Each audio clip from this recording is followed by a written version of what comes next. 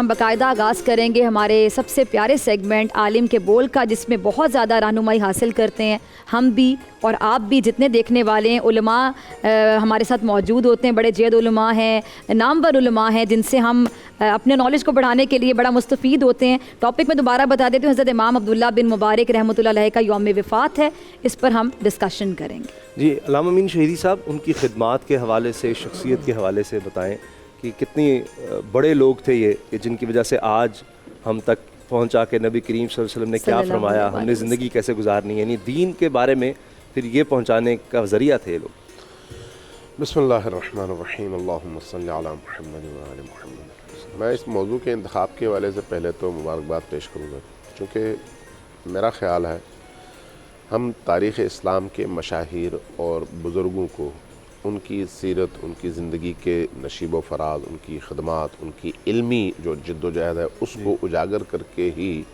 لوگوں کے اندر ایک شوق، ولولہ، عشق اور اس کے ساتھ دین سے وابستگی پیدا کر سکتے ہیں۔ اس اعتبار سے ان ہستیوں کا سب سے زیادہ حق بنتا ہے جنہوں نے انسانیت کی خدمت کے حوالے سے، شعور انسانی کو بلند کرنے کے حوالے سے، دین کی گتھیوں کو سلجھانے کے حوالے سے، لوگوں کے اندر موجود غلط فہمیوں کو دور کر کے انہیں دین کی روح سے آشنا کرنے کے حوالے سے جن جن ہستیوں نے خدمات انجام دی ہیں، ان کا زیادہ حق بنتا ہے کہ آپ ان کو زیادہ روشن انداز میں لوگوں کے سامنے پیش کریں اور بتائیں کہ ہمارے پاس یعنی تاریخ اسلام میں ایسے مشاہیر اور ایسی بزرگ ہستیاں گزری ہیں۔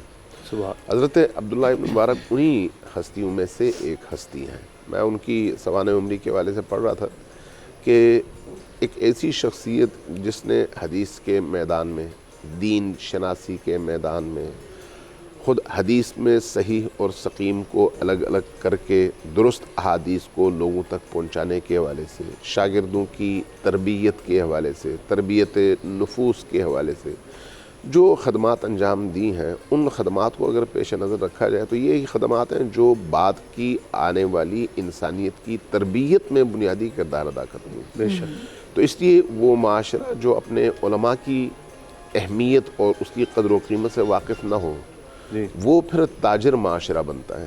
آج ہمارے معاشرے کے اندر آپ دیکھیں، ہر چیز پیسے کی بنیاد پر خریدی جاتی ہے اور اس کو ناپا پیسے کی بنیاد پر جاتا ہے، جبکہ علم اور دین کو کبھی بھی پیسے کی بنیاد پر ناپا نہیں جا سکتا، نہ ہی کسی شخصیت کو پیسے کی بنیاد پر، دولت کی بنیاد پر، اس دنیا کی زرق و برق زندگی کی بنیاد پر ناپا جا سکتا ہے۔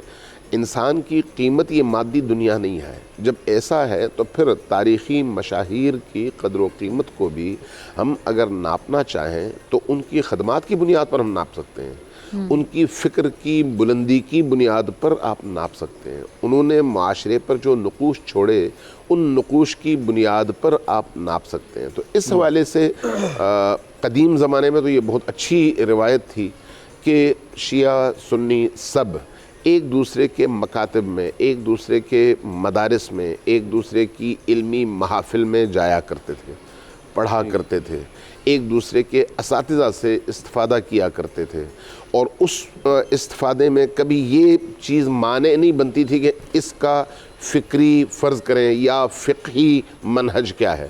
فقہی منہج کے اختلاف کے باوجود بہت اچھے انداز میں شیر و شکر ہو کر ایک دوسرے سے سیکھنے کا عمل وہ جاری رہتا تھا۔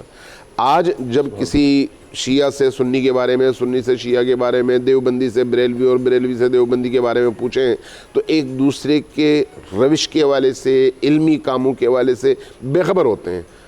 یہ بے خبری، میں اس کو جہالت نہیں کہتا، لیکن یہ بے خبری تعصب کی بنیاد پر ضرور ہے کہ میں فلانی کا کیوں پڑھوں، جبکہ دین اور آپ کا مکتب جو سکھاتا ہے وہ یہ ہے کہ آپ حتیٰ دہریوں کو بھی پڑھیں، حتیٰ کفار کو بھی پڑھیں، حتیٰ مشرکین کو بھی پڑھیں۔ جب آپ ان کو پڑھیں گے تو اس کے مقابلے میں اپنے دلائل پیش کر سکیں گے۔ درست۔ جب آپ ان کو پڑھیں گے تو ان میں سے جو بہتر چیز ہے اس کا آپ انتخاب کریں گے۔ جب ہم اس طرح کی احادیث خود نبی کریم صلی اللہ علیہ وسلم کی سیرت میں پڑھتے ہیں کہ اطلب العلم ولو کان بالصین، چین جا کر بھی اگر علم ملے تو حاصل کرو، تو ظاہر ہے وہاں پر قرآن کا علم تو نہیں ملے گا، وہاں پر آپ کو حدیث کا علم تو نہیں ملے گا. وہ علم جو خدمت انسانیت میں کام آئے, اگر وہ یہودی کے پاس بھی ہے تو وہ اللہ کے بندوں کی میراث ہے, اس کو حاصل کرنا چاہیے. تو اس اعتبار سے ہمارے علماء اور ہماری علمی جو ہمارا طبقہ ہے ان کی محافل کو ایسا ہونا چاہیے کہ ایک دوسرے کے مشاہیر سے آشنا بھی ہوں, ان کی خدمات کو سمجھیں بھی, اور پھر ان خدمات کی بنیاد پر ان کی قدر و قیمت, ان کی اہمیت کو معاشرے کے اندر اجاگر بھی کریں. وہاں پر پھر وہ جو مسلکی چشمہ ہے وہ مانع نہ بنے کہ اس کی وجہ سے میں کسی حقیقت کا اعتراف نہ کروں.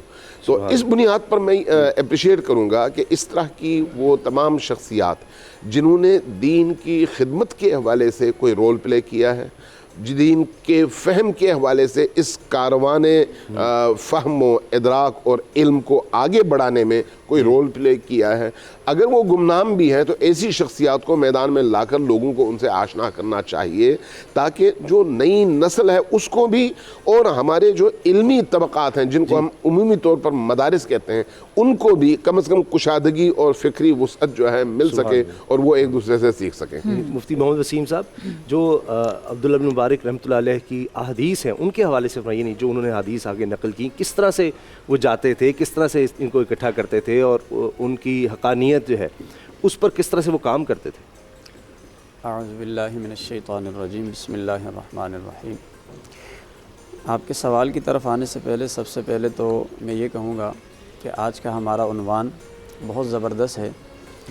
بالخصوص ہمیں اپنے بچوں کو اس طرح کی شخصیات کے بارے میں ضرور پڑھانا چاہیے, کیونکہ جب ہم ان کا کردار اپنی نئی نسل کے سامنے لے کر آئیں گے, انہیں پڑھائیں گے, تو اس کا ایک اثر ہوتا ہے. بے شک.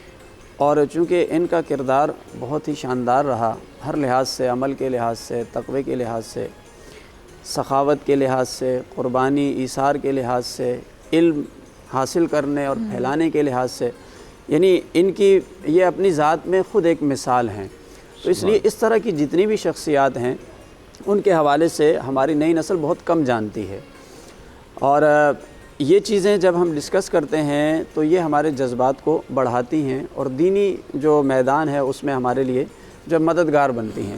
تو یہ عنوان تو ہمارا بہت زبردست ہے. اب جو آپ کا سوال ہے, دیکھیں عبداللہ بن مبارک رضی اللہ تعالیٰ عنہ آپ ہیں ہمہ جہت شخصیت, یعنی آپ کسی ایک میدان کے شاہ سوار نہیں ہیں. آپ محدث بھی ہیں, جیسے آپ نے حدیث کے حوالے سے بات کی ہے, آپ بہت بڑے عالم ہیں, فقیہ بھی ہیں, آپ مجاہد بھی ہیں, سبحان اللہ, اور آپ سخی بھی ہیں, یعنی سخاوت میں بھی آپ کا ایک بڑا کردار ہے, اور آپ بہت بڑے متقی بھی ہیں, اور سلسلہ صوفیاء کے اندر بھی آپ کا بڑا مقام ہے, صاحب کرامت بھی ہیں. یعنی آپ کی زندگی کے بہت سارے گوشے ہیں. اگر میں حدیث کے حوالے سے بات کروں, حدیث اصل میں ایک بہت بڑا فن ہے, اور حدیث پڑھنے کے لیے, پڑھانے کے لیے محبت رسول کا ہونا بہت ضروری ہوتا ہے. یہ جتنے محدثین گزرے ہیں, آپ ان کی تاریخ اٹھائیں گے, سیرت دیکھیں گے, انہیں حدیث سے ایک جنون, ایک عشق تھا, ایک لگاؤ تھا. عبداللہ بن مبارک رضی اللہ تعالیٰ عنہ اپنے گھر میں بہت زیادہ تنہائی میں وقت گزارتے تھے. آپ سے لوگوں نے کہا کہ آپ تنہائی میں رہتے ہیں تو بوریت نہیں ہوتی آپ کو, اکیلے رہتے ہیں اکثر گھر میں؟ آپ نے فرمایا میں اکیلا نہیں رہتا ہوں, وہاں پر میرے ساتھ اقوال رسول صلی اللہ علیہ وسلم ہوتے ہیں. کہا میری مصروفیت رہتی ہے وہاں پر. میں جب گھر میں اکیلا ہوتا ہوں تو میرا جو ساتھی ہوتا ہے, جو میرا دوست ہوتا ہے, وہ حضور علیہ السلام کے ارشادات ہوتے ہیں, ان میں محو رہتا ہوں. اور اس سے بہتر ساتھی کون ہے؟ اس سے بہتر ساتھی کون ہو سکتا ہے؟ کہا میں انہیں بڑی توجہ کے ساتھ پڑھتا ہوں, کھو جاتا ہوں اس کے اندر. کیا بات. اور ایسا لگتا ہے کہ رسول کائنات صلی اللہ علیہ وسلم کلام فرما رہے ہیں. تو یہ مطلب جو ہے وہ احادیث کے ساتھ ایک لگاؤ اور محبت, ایک شوق تھا. محبت اور عشق ہوتا ہے کہ آپ کھو جائیں. اچھا, کسی بھی شخصیت کے بارے میں اگر اس کا تعارف آپ نے جو ہے لینا ہے تو ان کے ہم اثر جو علماء ہوتے ہیں نا, ان سے پتہ چلتا ہے, یا ہم اثر جو بھی لوگ ہوتے ہیں وہ بتاتے ہیں کہ وہ کس جو ہے شخصیت کے مالک ہیں. آپ کے زمانے کے ہم اثر جو لوگ ہیں, امام احمد بن حنبل بڑی زبردست آپ کے جو ہے معترف ہیں, قدر کرتے ہیں آپ کی. امام نسائی جو خود جو ہے نسائی شریف حدیث کی کتاب ہے, وہ معترف ہیں آپ کی علمی جو ہے مقام کے حوالے سے, آپ کی شخصیت کے حوالے سے. ابھی حضرت نے نام لیا حضرت سفیان بن عیینہ، یہ بہت بڑے محدث تھے، یہ فرماتے ہیں کہ ہم نے عبداللہ بن مبارک کی شخصیت کو ایسے دیکھا، آپ کے عمل کو، آپ کے تقوی کو، آپ کے کردار کو، جس طرح صحابہ کرام رضوان اللہ تعالی علیہم اجمعین کا عمل اور کردار اور تقوی ہوتا تھا، بس فرق اتنا ہے کہ انہوں نے صحبت رسول پائی ہے، اس لیے ان کا مقام بہت اعلیٰ ہے، آپ نے صحبت نہیں پائی۔ اچھا، یہ فرماتے ہیں کہ میں اس بات پر رشک کرتا ہوں اور میری یہ خواہش ہے کہ مجھے عبداللہ بن مبارک جیسی زندگی کا صرف 1 سال مل جائے، یعنی انہوں نے جو پوری زندگی گزاری ہے، میری خوش نصیبی یہ ہوگی کہ میری زندگی میں 1 سال ایسا گزر جائے جیسا انہوں نے اپنی زندگی کو گزارا، لیکن فرماتے ہیں وہ اتنا مشکل ہے کہ ہم 3 دن بھی ان جیسے نہیں گزار سکتے ہیں، 3 دن بھی فرماتے ہیں ان جیسے نہیں گزار سکتے۔ آپ کے تقوی کا عالم یہ تھا کہ آپ اس دن ہم تقوی کے حوالے سے بات کر رہے تھے کہ تقوی کہتے ہیں کہ شبہات والی چیزوں سے بھی بچنا۔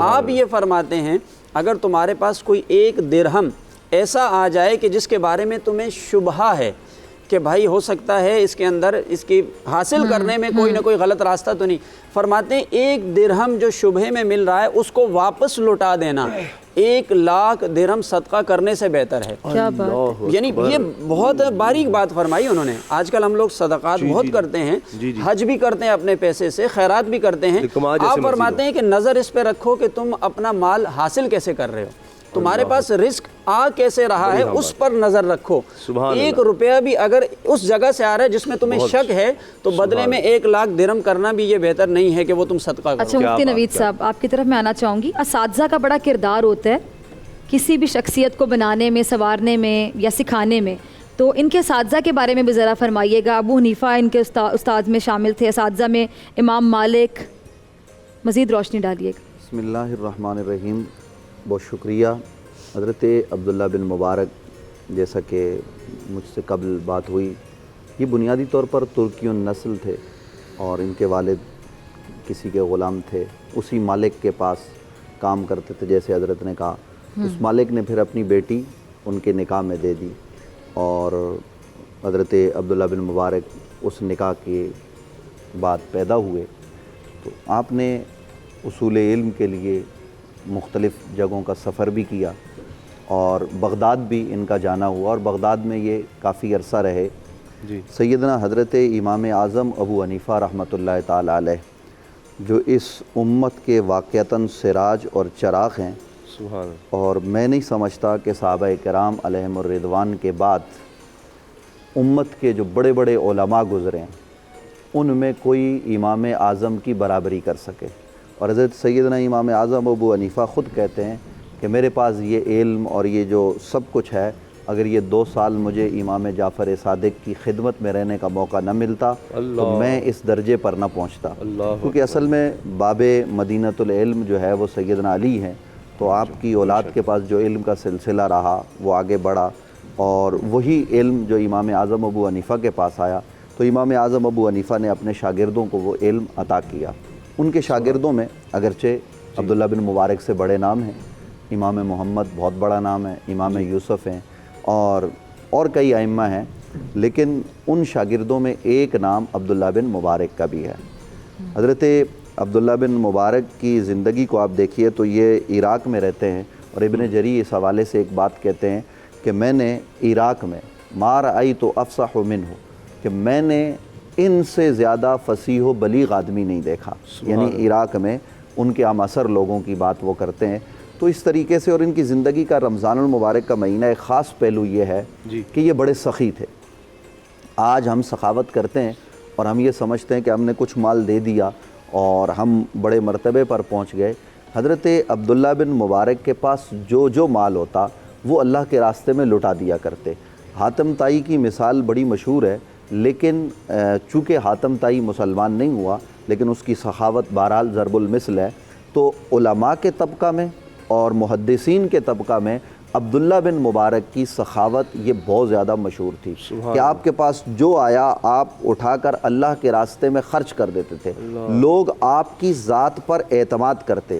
آج ضرورت اس امر کی ہے جس عصر میں ہم جی رہے ہیں، بنیادی طور پر ان لوگوں کے ذکر کا مقصد یہی ہے کہ ہم سمیت ہمارے ناظرین سب ان کی زندگیوں کو مشعل راہ بنائیں اور ان کے نقش راہ پر چل کر اپنی زندگی کو کامیابی کی منزلوں پر گامزن کر دیں. یہ مقصد ہے, اس کے علاوہ کوئی مقصد نہیں ہے. اور دیکھیے آج 1200-1300 سال گزر گئے حضرت عبداللہ بن مبارک کو, لیکن آج ہم یہاں چینل پہ بیٹھ کے ان کا ذکر کر رہے ہیں. کیوں؟ فَاذْكُرُونِي أَذْكُرْكُمْ وَاشْكُرُوا لِي وَلَا تَكْفُرُونَ. قرآن نے جو کہا نا کہ اللہ ارشاد فرماتا ہے تم میرا ذکر کرو میں تمہارا ذکر کروں گا. تو اللہ ہماری طرح ذکر کرنے سے پاک ہے. اللہ کیا کرتا ہے؟ لوگوں کی زبانوں پر اپنے بندوں کا ذکر جاری کر دیتا ہے. تو آج جس عصر میں ہم جی رہے ہیں, گھٹن کا ماحول ہے اور نفسا نفسی کا یہ عالم ہے کہ آپ یہ دیکھیے کہ ہمیں ایک دوسرے کی فکر نہیں ہے, بس اپنی پڑی ہوئی ہے. تو ان حالات میں ہمیں عبداللہ بن مبارک کی زندگی کو پڑھنا چاہیے. صرف عبداللہ بن مبارک ہی نہیں, دیگر جو اس طرح کی شخصیات ہیں, نبی علیہ السلام کے صحابہ ہیں, اہل بیت اطہار ہیں, اور بعد کی نفوس قدسیہ ہیں کہ انہوں نے کس طرح سے زندگی گزاری. تجارت کی تو تجارت کا مال انہوں نے سارا کا راستہ بارہ بھی اللہ کے راستے میں قربان کر دیا. غریبوں کی غریب پروری کی. حضرت عبداللہ بن مبارک کے گھر سے کبھی کوئی خالی ہاتھ نہیں لوٹا. اگر کوئی علم کا متلاشی آیا تو آپ نے اس کو علم دیا. اور یہی وجہ ہے کہ ہمارے جو اصول حدیث کے علماء ہیں وہ عبداللہ بن مبارک پر جرا کرتے ہی نہیں ہیں. ان کی بات کو وہ قبول کرنے میں آر محسوس نہیں کرتے. بہت کم کہیں کسی نے جرا کی ہے. یقیناً علامہ یونس صدیقی صاحب کہیں گے کہ جرا ہوئی ہے, ان کا وسیع مطالعہ ہے, لیکن میں عرض کروں کہ کہیں اگر ان پر جرا بھی ہوئی ہے تو بہت کم ہوئی ہے. یہ بڑے زبردست قسم کے محدث بھی تھے, یہ فقیہ بھی تھے, اور ہر شعبہ ان کی زندگی کا ہمیں اس اسلوب پر نظر آتا ہے جس اسلوب پر نبی علیہ السلام کے صحابہ نے زندگی گزاری ہے. تو ان نفوس قدسیہ کو بنیادی طور پر میں پھر کہوں گا کہ علم کی تلاش کے لیے یہ نکل رہے ہیں, تو آج ہمیں علم کی تلاش کے لیے ان کے نقش قدم پر چل کر نکلنا چاہیے. حضرت عبداللہ بن مبارک کی ایک خوبی یہ تھی کہ ہر آدمی سے مسکرا کر پیار سے بات کرتے. جو آپ کے پاس آتا آپ اپنے آرام کا وقت, اور خاص طور پر طلباء کو یہ بات میں آپ کے گوش گزار کروں کہ آپ اپنے مغرب کے عوابین کے نفل چھوڑ دیتے طلباء کے لیے, عام آدمی کے لیے نہیں. بڑے سے بڑا تاجر آیا, اور یہ کئی ہمارے بزرگوں کا طریقہ رہا کہ بڑے سے بڑا تاجر بھی آیا نا, بڑے سے بڑا دنیا دار, تو انہوں نے اپنے نوافل پورے پڑھے اور اس کے بعد فارغ ہو کر ان سے بات کی اگر وقت ملا. لیکن یہی بڑے لوگ جب ان کے پاس مغرب کی نماز کے بعد یا نوافل کے وقت میں کوئی طالب علم دین کا متلاشی آ جاتا تو وہ اپنے نفل چھوڑ کر پہلے اس طالب علم کو دیکھتے. وہ طالب علم پھٹے پرانے لباس میں ہوتا. آج ہمارا انداز یہ بن گیا ہے کہ اگر کوئی بڑا آدمی آئے گا تو ہم اس کی عزت کریں گے, تعظیم کریں گے. میرے گھر پہ اسامہ غازی صاحب آئیں گے, میرے لائبریری میں, تو میں عزت کروں گا. میں اپنی بات کر رہا ہوں. اس کے مقابلے میں اگر غریب طالب علم آئے تو شاید میں اس کو وہ عزت نہ دوں. اگر میں طالب علموں کی وہ عزت کرنے لگ جاؤں گا تو ہمارے آج کے یہ علماء جو شہیدی صاحب کہہ رہے تھے نا کہ ہم آگے بڑھ سکتے ہیں, تو اس طرح سے ہم آگے بڑھ سکتے ہیں کہ ہم ان کو عزت دیں اور ان کو سکھائیں کہ ہمارے اسلاف نے کس طرح اصول علم کیا اور آگے علم کو پھیلایا. یہ لفظ بھی بڑا خوبصورت ہے, طالب علم, علم کی طلب جس کو چاہت ہو. تو ان لوگوں میں کتنی تڑپ تھی پروفیسر صاحب علم کی, اور اس کے حصول کے لیے انہوں نے اپنی ساری زندگیاں وقف کر دیں. تو ان کے ایسی شخصیات کو جب ہم ایسے لمحات میں یاد کرتے ہیں تو ظاہر ہے کہ ہمارے اندر بھی پھر وہ ایک شوق اور امید ہے کہ نوجوانوں میں بھی بیدار ہوگا. ان کے تو بڑے ہم احسان مند ہیں کہ آج جو دین ہمارے پاس پہنچا انہیں بزرگوں کی کوششوں کا نتیجہ. آپ مجھ سے پوچھ رہے ہیں؟ جی پروفیسر صاحب سے. جی بسم اللہ والصلاۃ والسلام علی رسول اللہ وعلی آلہ وصحبہ اجمعین وبعد. آج جو شخصیت ہماری گفتگو کا موضوع ہے, یہ شخصیت نابغہ روزگار اور ابکری زماں تھی, کیا بات, جن کی کوئی مثال نہیں. حضرت ابی حاتم الرازی فرماتے ہیں حضرت عبداللہ بن مبارک کی لا مثیل لہ فی العالم, ان کی کوئی مثیل نہیں. ما من خصلت خیر خلق اللہ الا ووجد فیہ, جو بھی خصلت, نیک عادت اللہ نے پیدا کی ہے ہم نے اسے عبداللہ بن مبارک میں پایا. اللہ اکبر. کوئی خیر کی خصلت نہیں ہے مگر حضرت عبداللہ بن مبارک میں. اللہ اکبر, اللہ اکبر. آپ کے زمانہ جو تھا علمی زمانہ تھا. کوفہ میں امام ابو حنیفہ تھے, کیا بات. اور مدینہ میں امام مالک تھے, مصر میں لیث بن سعد تھے، مکہ میں سفیان بن عیینہ تھے، اور شام میں امام مزاحی تھے۔ اللہ، یہ زمانہ علمی زمانہ تھا، واہ واہ، اور حضرت عبداللہ بن مبارک کو اللہ تعالیٰ نے مال دیا، وہ مال طلبہ پر خرچ کرتے تھے۔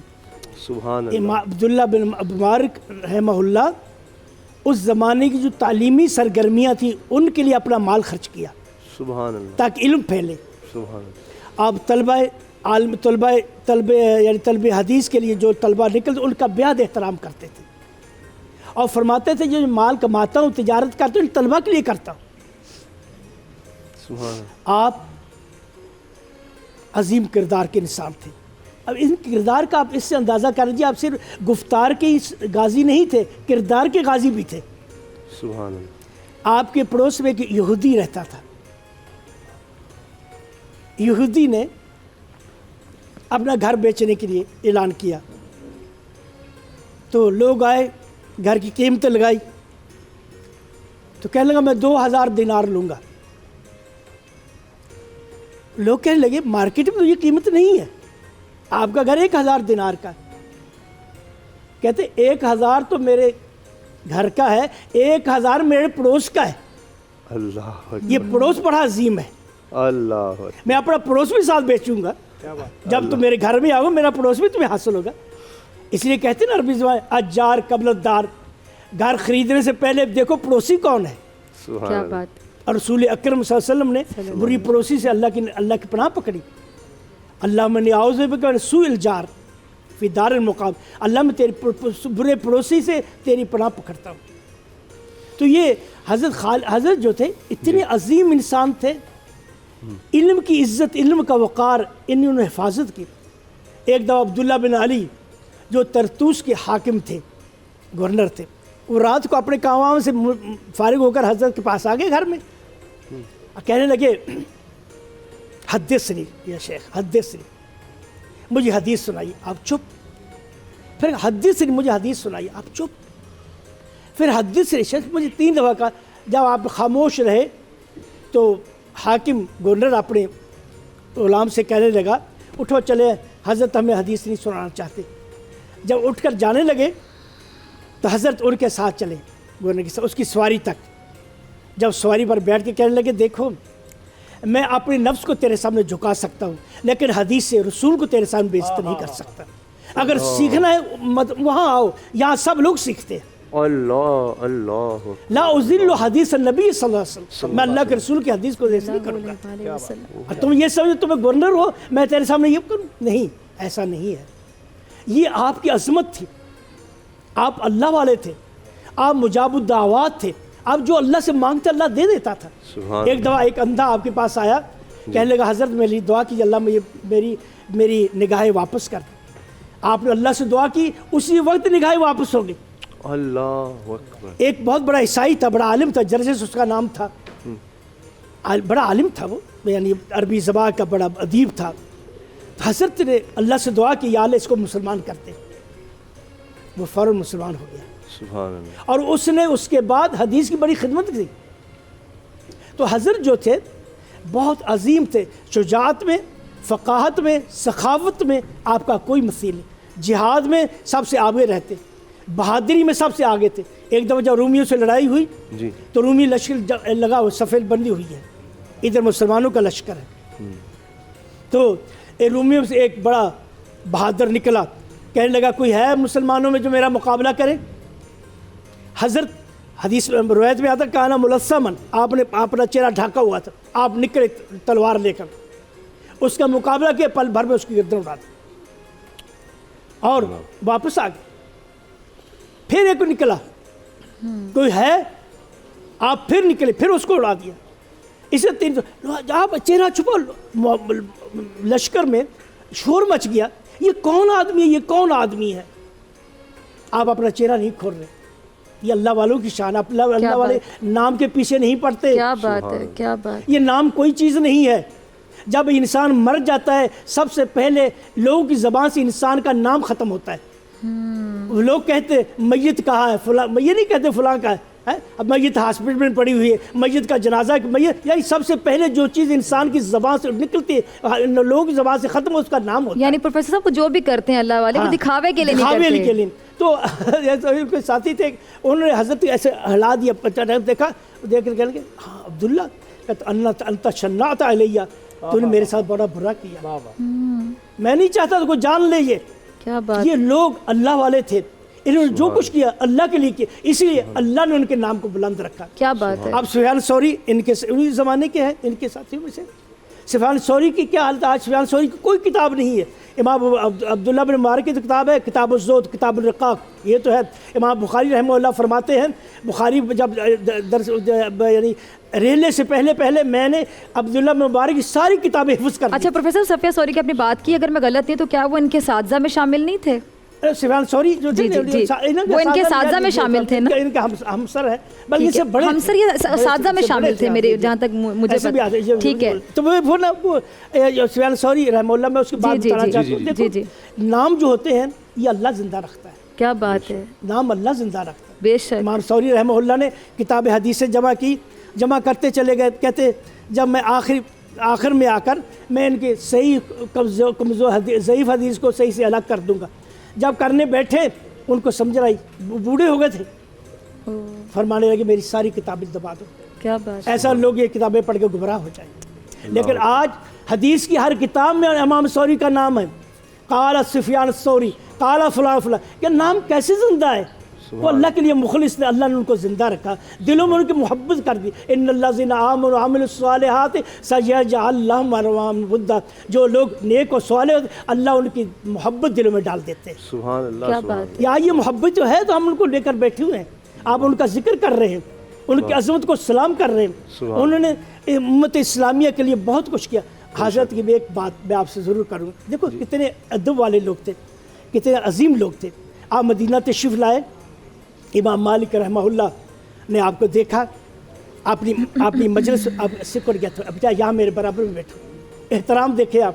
امام مالک رحمہ اللہ جب کوئی مسئلہ بیان فرماتے, عبداللہ بن مبارک ہاں ماذا رائیکم فی ذالک, آپ کی کیا رائے اس میں؟ یعنی احترام, عزت. علماء ایک دوسرے احترام کرتے, اگر کوئی بات کہہ دی ہے اسے عزت دیتے, سمجھے. یہ چیز ہمارے اندر ختم ہو گئی. ہر اگر کوئی اختلاف کر رہا ہے اس کے پیچھے کوئی دلیل تو ہوگی نا, اس دلیل کو جاننے کی کوشش کیجیے. لیکن اگر ہم جذباتی ہو گئے کہ بس اس کو مٹا دو, ایسا نہیں ہے. سمجھے, یہ ہستیاں ہمارے لیے بہت مبارک ہے, ہمارا قدوہ ہے. مفتی ولی السلام علیکم, آپ نے بھی جوائن کیا ہے, تھوڑا دیر سے آئے آج آپ. میں حدیث بیان کر رہا ہوں, حضرت فرمایا کرتے دو خصلتیں ہیں, دو چیزیں, جس شخص میں یہ پائی گئی فقط نجا, وہ کامیاب ہو گیا. فرمایا کہ الصدق, سچائی, اور دوسرا حب و اصحاب محمد, نبی کریم کے صحابہ سے محبت کرنا. امام عبداللہ بن مبارک کی یہ خصوصیت ہے. صحابہ کرام رضوان اللہ اجمعین جو اختلافات ہوئے, آپ نے کبھی ان کے بارے میں کچھ نہیں کہا. فرماتے تھے صحابہ میں جو تلوار اٹھی فتنہ ہے, لیکن لیس منہم مفتون, میں یہ نہیں کہوں کہ مفتون ہے, وہ سب اپنی جگہ قابل احترام انسان ہے, انسانوں سے غلطیاں ہوتی ہیں, نبی کے علاوہ کوئی معصوم نہیں ہے. سمجھے نا. تو یہ حضرت عبداللہ بن مبارک جو تھے بڑی عظیم ہستی ہے, ان کے ہم پر بڑے احسانات ہیں. حدیث جمع کی ایک ایک قول کے لیے. آپ دیکھیں آپ مرو میں رہتے تھے, 18 ہجری میں 118 ہجری میں آپ پیدا ہوئے, اور آپ کی وفات 181 ہجری میں ہوئی. 63 سال کی عمر پائی آپ نے, اور 63 سال کی عمر میں آپ نے جو کارنامے سر انجام دیے, پورا عالم اسلام اس کا ممنون ہے. بالکل پورا ممنون. اچھا مفتی ولی صاحب آپ کو شامل گفتگو کرتے ہیں. حضرت امام عبداللہ بن مبارک رحمۃ اللہ علیہ کا یوم وفات ہے, اس حوالے سے ہم بات کر رہے ہیں.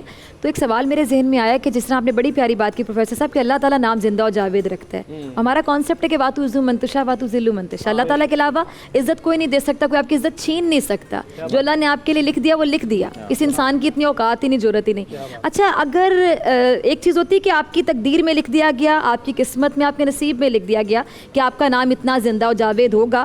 دوسری چیز یہ ہوتی ہے کہ کیا صرف تقدیر میں ہوتا ہے کہ آپ یہ بنیں گے, لکھ دیا گیا, یا پھر آپ کے اپنے اعمال بھی ہوتے ہیں جس کے بدلے اللہ تعالیٰ آپ کو وہ دے دیتا ہے؟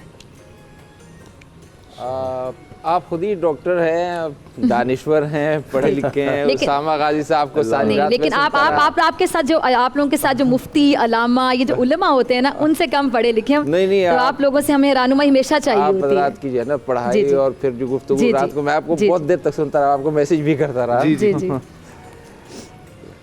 یہ جو قسمت اور تقدیر ہے نا، قسمت اور تقدیر پر ایمان لانا فرض ہے. بالکل ہے. آمنت باللہ و ملائکتہ آخر میں ہے، والقدر خیرہ و شرہ والبعث بعد الموت.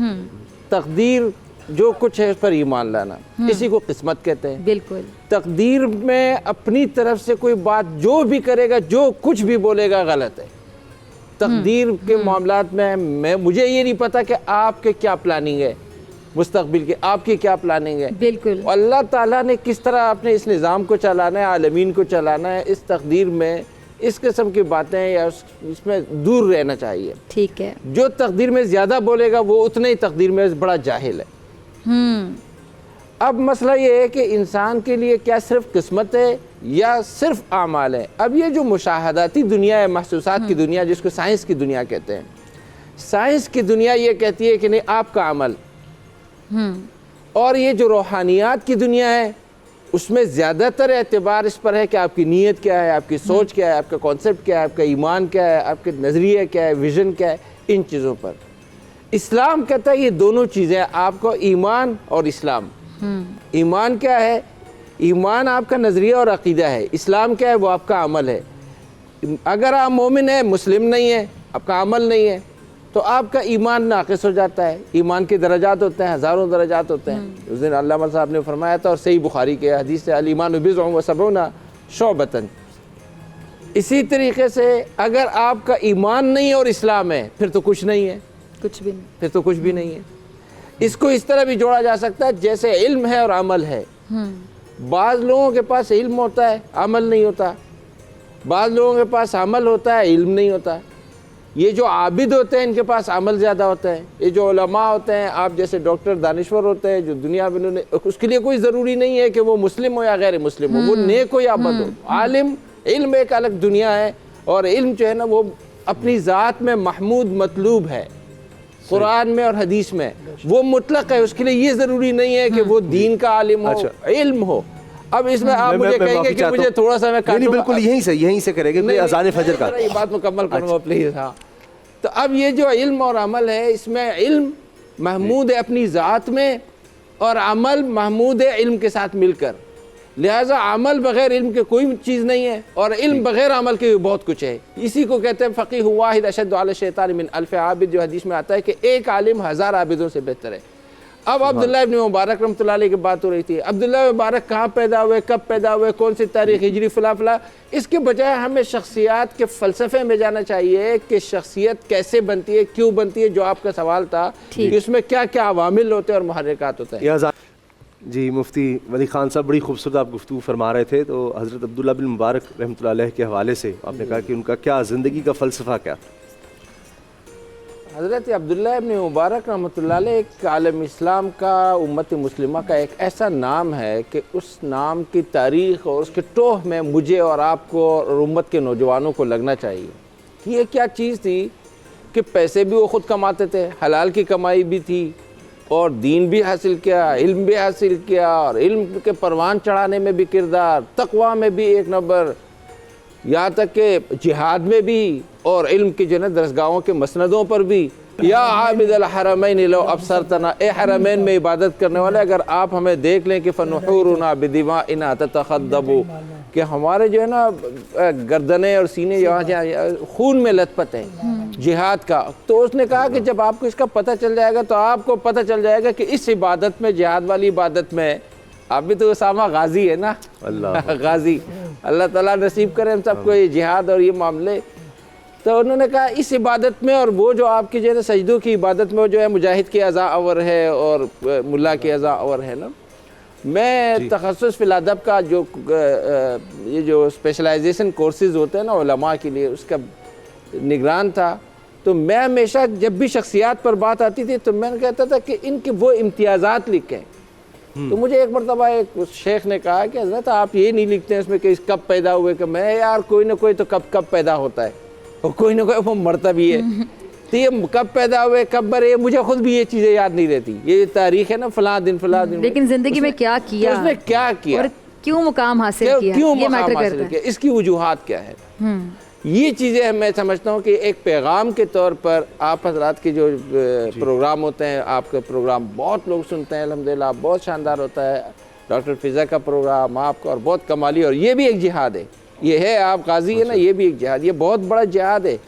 حضرت داؤد علیہ السلام کو دیکھیں کہ وَعَلَنَّا لَهُ الْحَدِيدَ أَنْ يَعْمَلْ سَابِغَاتٍ وَقَدِّرْ فِي السَّرْدِ اعْمَلُوا آلَ داؤد شُكْرًا, کہ وہ زرے بناتے تھے, وہ حلال کمائی. داؤد پیغمبر, اس کا بیٹا سلیمان پوری دنیا کا بادشاہ.